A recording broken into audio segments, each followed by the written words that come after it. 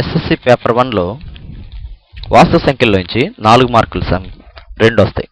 ఖచ్చితంగా ఈ 2 సమ్స్లోంచి మనము ఒక సమ్ ఖచ్చితంగా ఈజీగా చేయగలిగే మోస్ట్ రిపీటెడ్ ప్రాబ్లమ్స్ మనం చూద్దాం. మొదటగా ఒక ప్రాబ్లం ఏంటంటే y = √3 + 1/3 అయితే 3y³ - 9y = 10 అని నిరూపించమన్నాడు. అంటే ఇప్పుడు మనకిచ్చిన దీని నుంచి కొంచెం ఫార్ములాస్ ఉపయోగిస్తూ చేస్తాం.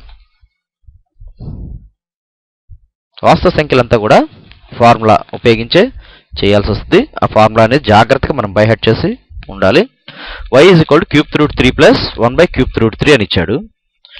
ఈ y వాల్యూ ఇక్కడ మనకి దీని నుంచే 3y³ 9y తీసి ఆ వాల్యూ కనుక్కోవాలి. ఇరువైపులా ఏం చేద్దాం అంటే గణం చేద్దాం. Cubing on both sides.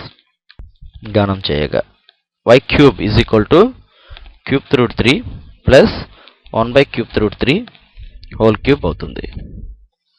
a + b³ formula ఏమిటి?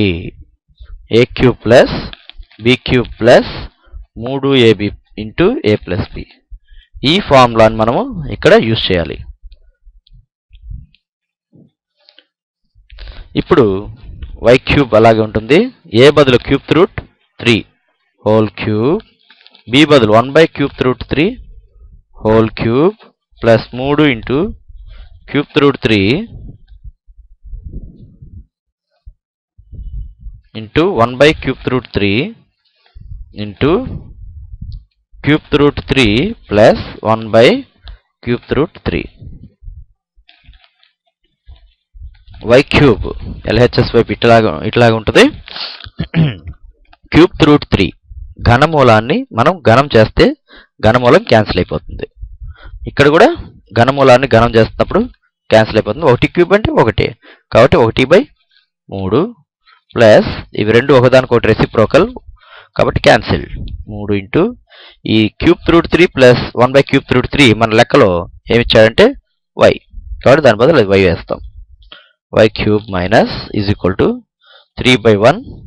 3/1 కాబట్టి మొత్తానికి 3 కాసాకు తీసుకుందాం.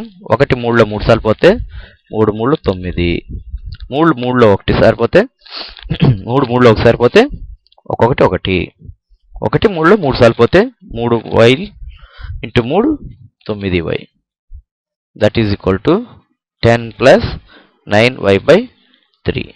ఈ 3 మనం ఏం చేస్తామంటే ఇటువైపుకి క్రాస్ మల్టిప్లికేషన్ చేస్తాం. 3y³ = 9y + 10 అవుతుంది. 9yని కూడా మనం అటువైపు తీసుకెళ్ళిపోతే 3y³ - 9y = 10. ఇది మనం లెక్కలో ప్రూవ్ చేయాల్సిన అంశం.